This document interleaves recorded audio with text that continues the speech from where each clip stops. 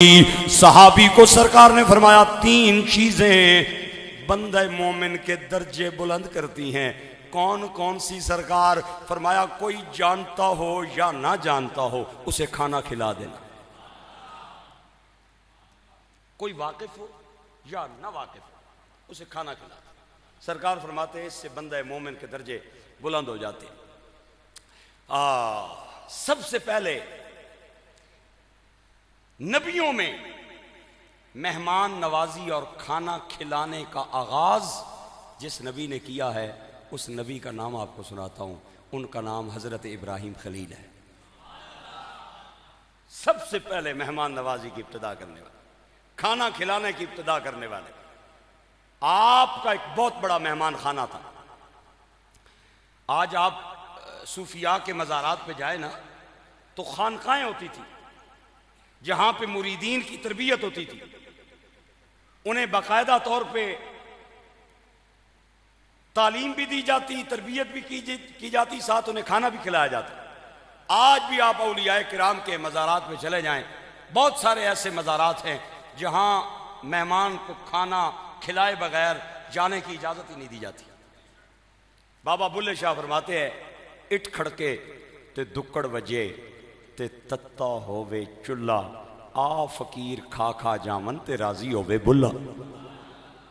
है जी, आ फकीर खा खा जावन ते राजी होवे बुल्ला।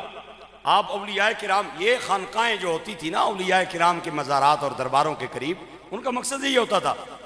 आज भी आप अजमेर चले जाएं, ये कल्याम चले जाएं, गोरला शरीफ चले जाएं, हमारा आस्ताना आलिया वारसिया चंगा बंगियाल ये गुजर खान के करीब, वहाँ चले जाएं, बाकायदा वो कुर्सियों पे बिठा के और टेबलों पे खाना सजाया जाता है और अच्छे से अच्छा खाना आज भी खिलाया जाता है।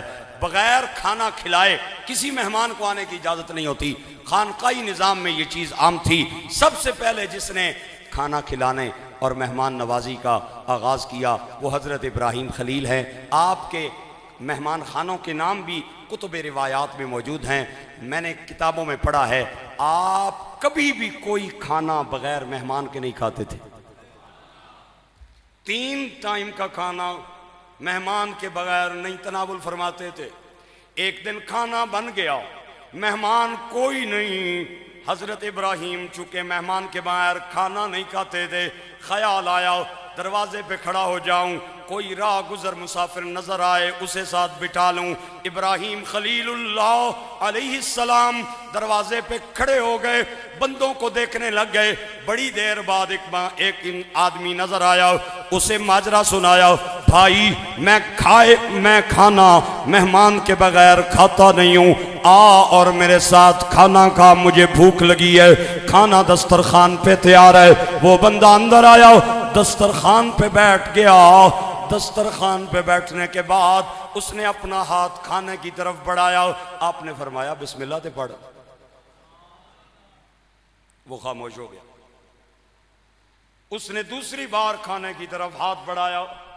आपने फरमाया भाई तूने मेरी बात नहीं सुनी, बिस्मिल्लाह पढ़ने से बरकत होती है, तू भी पढ़ मैं भी पढ़ता हूं, खाने में बरकत आएगी। आगे कहने लगा, ओ भाई मैं क्यों पढ़ूं, मैं तो अल्लाह को मानता ही नहीं हूं, माज़अल्लाह मैं अल्लाह को मानता ही नहीं हूं, मैं उसका नाम क्यों लेके खाना शुरू करूं। आपने गुस्सा आया, आपने फरमाया अल्लाह को नहीं मानता तो यहां क्या ढूंढता है, निकल यहां से। वो बंदा खड़ा हुआ जाने लगा। मेरे भाइयों चंद कदम चला, जिब्रील अमीन वही लेके आ गया। अल्लाह ने फरमाया खलीलुल्लाह, ये बंदा जिसे बिस्मिल्लाह न पढ़ने की वजह से आपने दस्तरखान से धुतकार के उठाया, डांट के उठाया, इसकी उम्र 72 साल। आप तसव्वुर करें, ये 72 सालों से मेरा मुनकिर मेरा नाम नहीं लेता। मैं रब हूँ, ये बंदा है, मैं खालिक हूँ, ये मखलूक है, मैं मालिक हूँ, ये ममलूक है। मैंने 72 साल इसका खाना बंद नहीं किया और तूने एक बार बिस्मिल्लाह न पढ़ने की वजह से इसे घर से उठा दिया। हजरत इब्राहिम खलील उसे पकड़ने के लिए दौड़े और पीछे से आवाज लगाई, ओ भाईजान खड़े हो जाओ। वो बंदा खड़ा हुआ, उसने पलट के देखा, आपको कहने लगा आप कौन है? आपने फरमाया मैं अल्लाह का नबी हूं, नाम इब्राहिम खलील है, मेरे पीछे वापस क्यों आए? आपने फरमाया ओ भाई अंदर आ जाओ, पढ़ या ना पढ़ खाना खा। पढ़ या ना पढ़ खाना खा। वो हैरान हो गया। उसने कहा जनाब मैं ये पूछना चाहता हूं कि आप मेरे पीछे क्यों आए? आपने फरमाया मैं खुद नहीं आया, रब की मर्जी से आया हूं। अल्लाह ने फरमाया नाराज हो के मेरा बंदा जा रहा है, इसे नाराज करके नहीं भेजना। मैं 70 साल से इसे खाना खिला रहा हूं, मेरा नाम नहीं लेता, फिर भी कभी बंद नहीं किया।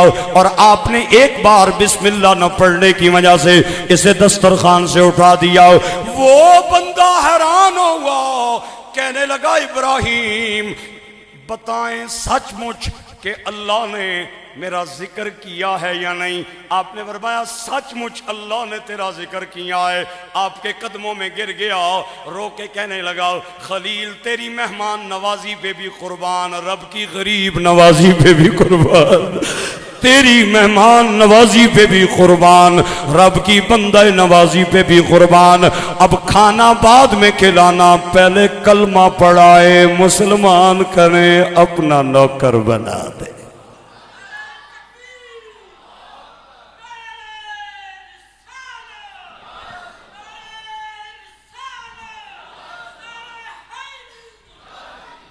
अल्लाहु अकबर, अल्लाहु अकबर।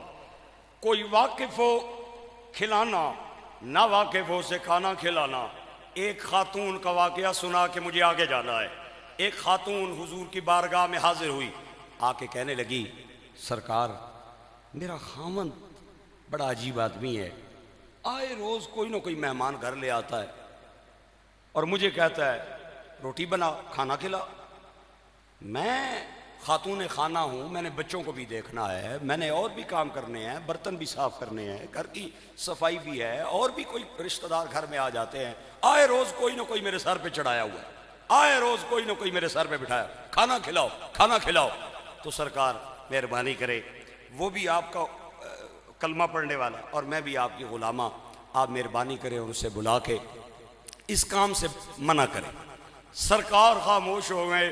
आपने फरमाया तेरे सवाल का जवाब तुझे जल्द मिल जाएगा। हजरत बिलाल को कहा जा इस बीबी के खामद को बुला के लाओ। खामद घर आया, हुजूर की बारगाह में आया। आपने फरमाया मैं खुशखबरी तुझे सुनाना चाहता हूं। जी अल्लाह के नबी कौन सी? फरमाया कोई किसी को दावत दे के अपना मेहमान बुला मनाता है, आज नबियों का इमाम बिन दावत तेरे घर मेहमान बनना चाहता है। हाय हाय हाय, तैयारी कर। घर गया, बीबी को जाके कहता है नसीब किस्मत का सितारा चमक उठा, आज मदीने के ताजदार नबियों के इमाम मेरे तेरे घर खाना खाने आ रहे हैं। सरकार आज मेरे घर में मेहमान बनने वाले हैं, जल्दी उठ खाने का इंतजाम कर। वो जल्दी उठी, उसने हाथ धोए, आटा गूंदा, नरम करने के लिए उसे रखा, घर में जो कुछ था अच्छा और बेहतर उसे बनाने का इंतजाम किया। ये सोहना मेरे वेड़े आवे, जे सोना मेरे वेड़े आवे, ते मैं सदके हो जावां पलकां नाल बुहारियां देवां, ते मन दी सेजे विछावां खाक मुकद्दसी कदमियों दे दी।